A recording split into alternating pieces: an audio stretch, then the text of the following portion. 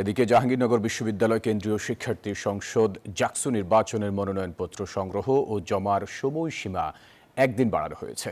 শিক্ষার্থীদের আবেদনের প্রেক্ষিতে সোমবার রাতে জরুরি বৈঠকে এই সিদ্ধান্ত নেয় জাকসু নির্বাচন কমিশন। জানানো হয়, আগামী ২১ আগস্ট দুপুর ২টা পর্যন্ত মনোনয়নপত্র সংগ্রহ ও বিকাল ৪টা পর্যন্ত জমা দিতে পারবেন প্রার্থীরা। ৩৩ বছর পর অনুষ্ঠিত হতে যাওয়া নির্বাচন ঘিরে সরগরম পুরো ক্যাম্পাস। বিভিন্ন সংগঠন তাদের প্যানেল ঘোষণা করলেও এখনও নিজেদের প্যানেল জানায়নি ছাত্রদল।